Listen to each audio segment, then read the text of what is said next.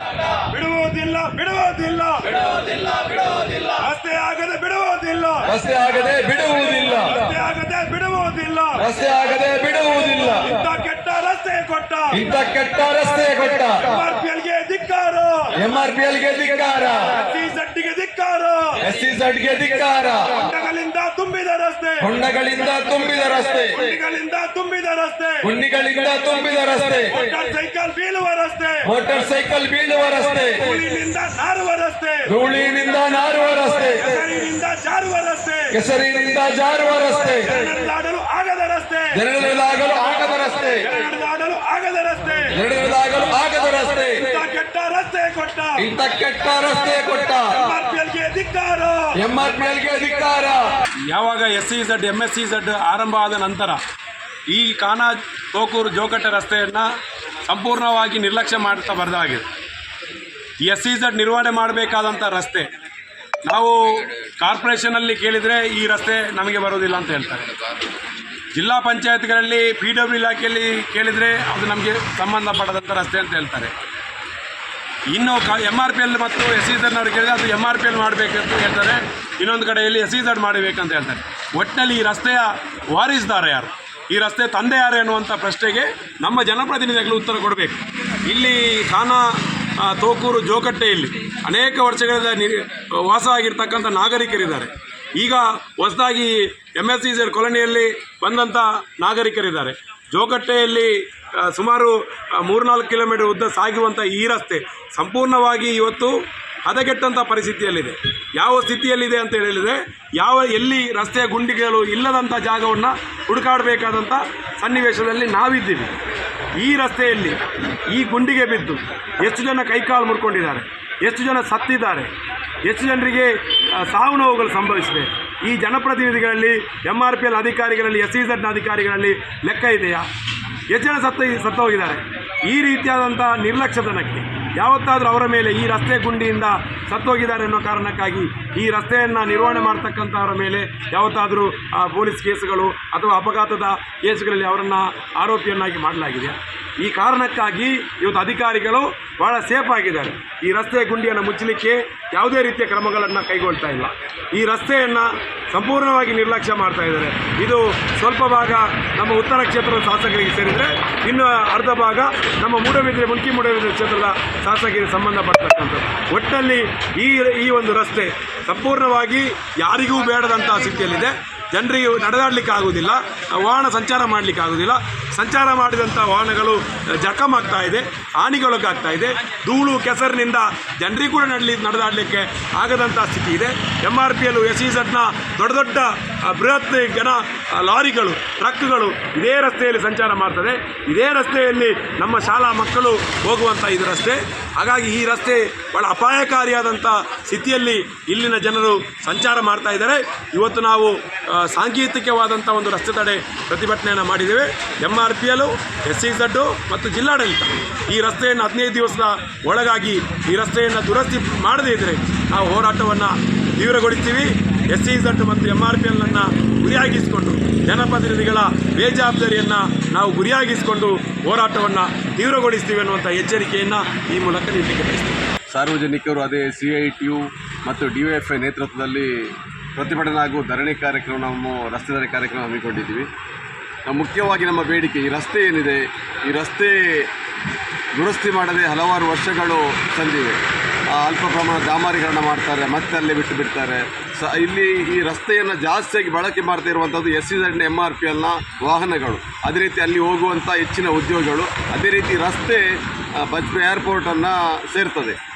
ಈ ಮುಖ್ಯ ರಸ್ತೆಯ ದುರಸ್ತಿ ನೋಡಿದರೆ ಇಲ್ಲಿಯ ಜನಪ್ರತಿನಿಧಿಗಳಿಗೆ, ಸಂಸದರಿಗೆ ಮತ್ತು ಇದನ್ನು ಜವಾಬ್ದಾರಿ ಹೊತ್ತುಕೊಂಡಿರುವಂಥ SEZ ಮತ್ತು MRPLನ ಸಂಸ್ಥೆ ಏನಂತ ಹೇಳಬೇಕು, ದುರಸ್ತಿ ಮಾಡಿಕೊಡ್ತೇವೆ. ಯಾಕಂದರೆ ಇಲ್ಲಿ ಪ್ರತಿನಿತ್ಯ 2 ವೀಲರ್ಗಳು, ದ್ವಿಚಕ್ರ ವಾಹನ ಮತ್ತು ರಿಕ್ಷಾಗಳು ಬೀಳುವಂಥ ಎಷ್ಟೋ ಸನ್ನಿವೇಶ ನಡೆದು ಅದು ಹೆಚ್ಚು ಕೇಸೇ ಆಗೋದಿಲ್ಲ. ಆದ್ದರಿಂದ ಸಂಬಂಧಪಟ್ಟ ಇಲಾಖೆಗೆ ಅದು ಗೊತ್ತಾಗೋದಿಲ್ಲ. ಜೀವ ಹೋದರೆ ಗೊತ್ತಾಗ್ತದೆ ಅಷ್ಟೇ. ಅದು ಈಗ ಪುನಃ ಈಗ ಮಳೆಗಾಲ ಹತ್ತಿರ ಬಂತು, ಇನ್ನು ಶಾಲೆ ಪ್ರಾರಂಭ ಆಗ್ತದೆ. ಈ ರಸ್ತೆಯಲ್ಲಿ ಹೆಚ್ಚು ಮತ್ತು ಹೆಣ್ಮಕ್ಕಳು 2 ವೀಲರನ್ನು ಬಳಕೆ ಮಾಡ್ತಾರೆ. ಆ ಹೆಣ್ಮಕ್ಳು ಟೂ ವೀಲರ್ ಬಳಕೆ ಮಾಡುವಾಗ ಆ ಟೂ ವೀಲರಲ್ಲಿ ಶಾಲೆಯ ಮಕ್ಕಳನ್ನು ಕೂಡ ಕರ್ಕೊಂಡು ಹೋಗ್ತಾರೆ. ಅಲ್ಲಿ ಬೀಳುವಂಥ ಎಷ್ಟೋ ಸನ್ನಿವೇಶಗಳನ್ನು ನೋಡಿದ್ದೇವೆ. ಆದ್ದರಿಂದ ಸಂಬಂಧಪಟ್ಟ ಅಧಿಕಾರಿಗಳು ಆದಷ್ಟು ಬೇಗ ಇದನ್ನು ದುರಸ್ತಿ ಮಾಡಿ. ಈ ರಸ್ತೆಯಿಂದ ಹಲವಾರು ಜೀವಗಳು ಹೋಗ್ತದೆ. ಜೀವಗಳು ಹೋದಾಗ ಮನೆಗೆ ಗತಿಯೇನು ಅಧಿಕಾರ ಅವರಿಗೆ ಇರುವುದಿಲ್ಲ. ಅವರು ಮನೆಯವರು ಅನಾಥರಾಗ್ತಾರೆ. ಅವರ ಹಾಸ್ಪಿಟಲ್ ಬಿಲ್ ಭರಿಸೋರು ಯಾರ್ಯಾರಿಲ್ಲ. ಈ ನೆಲೆಯಲ್ಲಿ ನಾವು ಹೇಳ್ತಾ ಇರುವುದು ಆದಷ್ಟು ಬೇಗ ಈ ರಸ್ತೆಯನ್ನು ದುರಸ್ತಿ ಮಾಡಿ. ನೀವು ದುರಸ್ತಿ ಮಾಡಲಿಲ್ಲ ಅಂದರೆ 15 ದಿವಸದ ಅವಕಾಶವನ್ನು ಕೊಡ್ತೇವೆ. 15 ದಿವಸದ ಬಳಿಕ ಈ ರಸ್ತೆಯನ್ನು ಸಂಪೂರ್ಣವಾಗಿ ನಾವು ಬಂದ್ ಮಾಡಿ ನಮ್ಮ ಮೇಲೆ ಕೇಸ್ ಆದರೂ ಪರವಾಗಿಲ್ಲ, ನಾವು ಜನರ ಪರವಾಗಿ ನಿಂತು ಕೆಲಸವನ್ನು ಖಂಡಿತವಾಗಿ ಮಾಡ್ತೇವೆ ಅಂತ ಹೇಳಿಕೊಂಡು ಅಧಿಕಾರಿಗಳಿಗೆ ಮತ್ತು MRP ಅಧಿಕಾರಿಗಳಿಗೆ ಮತ್ತು ಜನಪ್ರತಿನಿಧಿಗಳಿಗೆ ಮನೆಯನ್ನು ಮಾಡಿಕೊಳ್ಳು ಆದಷ್ಟು ಶೀಘ್ರ ಈ ರಸ್ತೆಯನ್ನು ಸರಿಪಡಿಸಿ ಸಾರ್ವಜನಿಕರಿಗೆ ಯೋಗ್ಯವಾಗಿ ಮಾಡಿಕೊಡ್ಬೇಕಾಗಿ ಕೇಳ್ಕೊಳ್ತಾರೆ. ಸರ್, ನಿಮ್ಮ ಹೆಸರು, ಡೆಸಿಗ್ನೇಷನ್? ನಮ್ಮದು ಶ್ರೀನಾಥ್ ಕಾಟಿಪಳ್ಳ DYFI ಮುಖಂಡರು. ಈ ಕಾನಾ ತೋಕೂರು ಜೋಕಟ ರಸ್ತೆ ಏನಿದೆ ಸಂಪೂರ್ಣವಾಗಿ ಅವ್ಯವಸ್ಥೆಯಿಂದ ಕೂಡಿದೆ ಮತ್ತು ಹೊಂಡ ಗುಂಡಿಗಳಿಂದ ಒಂದು ವಾಹನ ಸಂಚಾರಕ್ಕೆ ಯೋಗ್ಯವಾಗಿಲ್ಲ. ಹಾಗಾಗಿ ಈ ರಸ್ತೆಯನ್ನು ನಿರ್ಮಾಣ ಮಾಡಬೇಕು, ಜನರ ಸುಗಮ ಸಂಚಾರಕ್ಕೆ ಒಂದು ಒಳ್ಳೆಯ ರಸ್ತೆಯನ್ನು ನಿರ್ಮಾಣ ಮಾಡಬೇಕೆಂದು ಈ ಭಾಗದ ಜನ ಕಳೆದ ಹಲವಾರು ವರ್ಷಗಳಿಂದ ಚಳುವಳಿನ ಮಾಡ್ತಾ ಇದ್ದಾರೆ, ಬೇಡಿಕೆಯನ್ನು ಇಟ್ಟಿದ್ದಾರೆ. ಆದರೆ ಇಲ್ಲಿಯ ಕಂಪನಿ ಏನಿದೆ SEZ ಮತ್ತು MRPL ಈ ಸಂಪೂರ್ಣವಾಗಿ ನಿರ್ಲಕ್ಷ್ಯ ವಹಿಸ್ತಾ ಬರ್ತಾ ಇದೆ ಮತ್ತು ಜನರಿಗೆ ಒಂದು ಸರಿಯಾದ ಒಂದು ರಸ್ತೆಯನ್ನು ನಿರ್ಮಾಣ ಮಾಡುವ ಯೋಗ್ಯತೆ ಈವರೆಗೂ ತೋರಿಸಿಲ್ಲ. ನೋಡಿ, ಇವತ್ತು MRPL ಮತ್ತು SEZನಲ್ಲಿ ಒಳಗಿರುವಂಥ ನೂರಾರು ಕಂಪನಿಗಳು ಪರಿಸರ ಮಾಲಿನ್ಯ ಮಾಡ್ತಾ ಇದೆ, ಜನರಿಗೆ ಅನಾರೋಗ್ಯ ತರುವಂಥ ಒಂದು ವಾತಾವರಣ ನಿರ್ಮಾಣ ಮಾಡ್ತಾ ಇದೆ. ಆದರೆ ಇಲ್ಲಿಯ ಸ್ಥಳೀಯರಿಗೆ ಒಂದು ಕನಿಷ್ಠ ಮೂಲಭೂತ ಸೌಕರ್ಯವನ್ನು ಕೊಡಲಿಕ್ಕೆ ಇದರಿಂದ ಸಾಧ್ಯ ಆಗ್ತಾ ಇಲ್ಲ. ಜನರಿಗೆ ಉದ್ಯೋಗ ಅಥವಾ ಸ್ಥಳೀಯರಿಗೆ ಉದ್ಯೋಗ ಕೊಡೋದು ಬಿಡಿ, ಒಂದು ಒಳ್ಳೆಯ ರಸ್ತೆಯನ್ನು ಕೊಡಲಿಕ್ಕೂ ಕೂಡ ಇವರಿಂದ ಸಾಧ್ಯ ಇಲ್ಲ ಅಂತ ಅಂದರೆ ಯಾವ ಕಾರಣಕ್ಕೋಸ್ಕರ ಈ ಭಾಗದಲ್ಲಿ ಕೈಗಾರಿಕೆಗಳಿರಬೇಕು ಅಥವಾ ಯಾವ ಕಾರಣಕ್ಕೋಸ್ಕರ ಇಲ್ಲಿ ಕೈಗಾರಿಕೆಗಳು ಬರಬೇಕು ಅನ್ನೋದು ನಮ್ಮ ಪ್ರಮುಖ ಪ್ರಶ್ನೆ.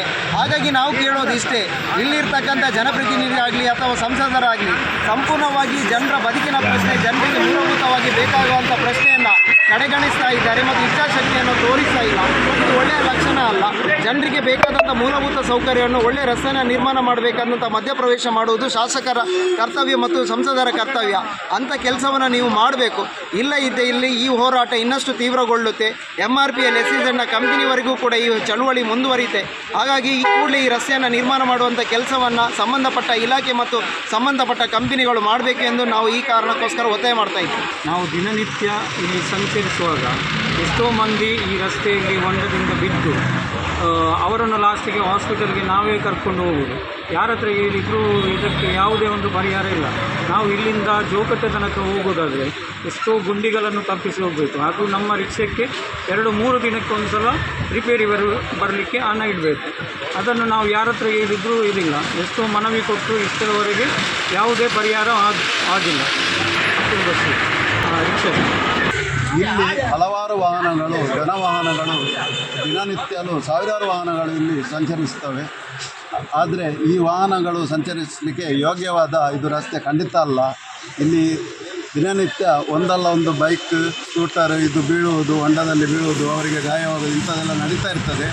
ಅದರ ಮಧ್ಯೆ ಇಲ್ಲಿ ನಮಗೆ ಏರ್ಪೋರ್ಟಿಗೆ ಹೋಗಲಿಕ್ಕೆ ಅಥವಾ ಬಚ್ಚೆ ಕಡೆ ಹೋಗಲಿಕ್ಕೆ ಇದೊಂದು ಶಾರ್ಟೆಸ್ಟ್ ರೂಟು.